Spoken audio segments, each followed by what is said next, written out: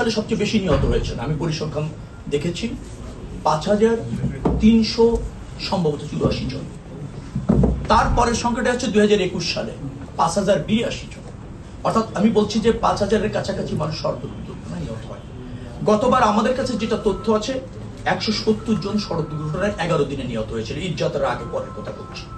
দুটি বড় দুর্ঘটনা ঘটেছিল, একটা আপনারা জানেন ২৬ জন পারির সাথে যেটা ঘটলো, আর একটা ১২ জন ট্রাকের সাথে আমাদের একটা বাস ট্রেন করে দেয় কুমিল্লাতে।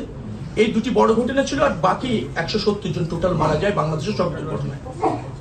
বলা ঠিক হবে কিনা জানি না, আমার হাইওয়েতে মারা গেছে ৪৩ জন, আর বাকিটা এলজিআরডি রাস্তা, কিন্তু আমাকে জবাব দিতে হয় ১৭০ জন। আমার হাইওয়েতে ৪৩ জন মারা গিয়েছিল।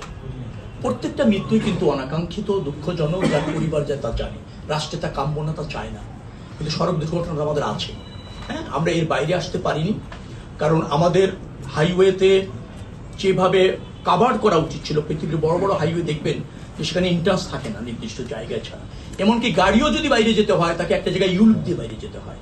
আর আমাদের হাইওয়েগুলি আপনার ব্যাটারি চালিত ভেহিকেল চলছে, তারপর ছোট ছোট রাস্তায় এসে হাইওয়ে যখন মিশছে সেখানে সে লেফট লেনে থাকছে না, সে এসে 90 ডিগ্রিতে মিশে যাচ্ছে। এরকম একটা দুর্ঘটনা কিন্তু কুমিল্লায় ঘটেছে, এক পরিবারে মানে ৫ জন মারা গিয়েছে। তো এই প্রবলেমগুলি আমরা বিশ্ব ব্যাংকের অধীনে আমরা বাংলাদেশ সড়ক নিরাপত্তার আইনে এনে কর্মসূচির অধীনে এই হাইওয়েতে যে সমস্ত রাস্তাগুলি যুক্ত করা হয়েছে সেগুলি লেফট লেনে নেওয়ার একটা কর্মসূচি এবং পরিকল্পনা নিয়ে আমরা কিছু নিয়েছি, আপনার যেটাকে বলা হয় কার্য হাতে নিয়েছি। তো সেইগুলি বাস্তবায়ন যদি হয় আরো কিছুটা কমবে। অটো চালিত যান যেগুলি আছে সেগুলি যদি হাইওয়েতে নিরুৎসাহিত করা যায়, একেবারে নিয়ন্ত্রণ করা যাচ্ছে না, হাইওয়ে পুলিশকে মানে সজাগ রেখেছি, তারা এবার আরো তৎপর থাকবে। এটাও সত্য যে আমার জানা মতে প্রায় ৪২ কিলোমিটার জায়গা দেখভাল করার জন্য ৩ জন হাইওয়ে পুলিশ আমরা পাই, আমি যদি ভুল না বলে থাকি। তো এই রকমের কিছু স্বল্পতা আমাদের আছে, কিছু দুর্বলতা আমাদের আছে, কিন্তু যতটুকু আমাদের সামর্থ্য আছে তার শতভাগ নিয়ে আমরা চেষ্টা করছি।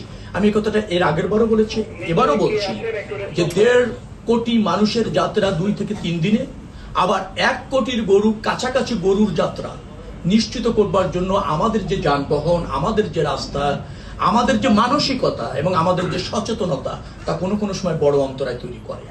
তো তার মধ্যে দিয়ে আমরা ব্যবস্থাপনাটা নিশ্চিত করতে চাচ্ছি সব সেক্টরকে, সব পরিস্থিতিকে বিবেচনায় রেখে। এবং আপনি দেখবেন যে ফেরিতে উঠার পরিবেশ হয়নি, ফেরি কিন্তু ঘাটে নেই, সে গেল এবং চলতে থাকলো, তার গিয়ে সে আপনার পল্টনের উপর দিয়ে নদীতে পড়ে গেল। দেখা গিয়েছে তার ব্রেকটা কাজ করেনি, তার হ্যান্ড ব্রেকটা ওখানে ছিল না। সে যেভাবে গাড়িটা চালানো শুরু করেছিল বা যেভাবে গাড়িটা চলতে শুরু করেছে সেটা একেবারেই অনাকাঙ্ক্ষিত, আর অনাকাঙ্ক্ষিত মানে ঘটনাই হলো দুর্ঘটনা। সেরকম একটা কিছু ঘটেছে। আমরা এবার যেটা করেছি সেটা হলো আমরা সিদ্ধান্ত নিয়েছি যে সমস্ত বাসের প্যাসেঞ্জারকে নেমে বাস ফেরিতে উঠবে, কিন্তু দেখা গেল যে অনেক অসুস্থ মানুষ থাকেন, অনেকের মালামাল থাকেন, সেটা রেখে সে নামতে চান না, বাচ্চারা থাকেন, কার্যকর করাটা একটু কঠিন, কিন্তু আমরা করছি। পাশাপাশি বাস ফেরিতে উঠার আগে আমরা একটা ব্যারিকেড তৈরি করছি।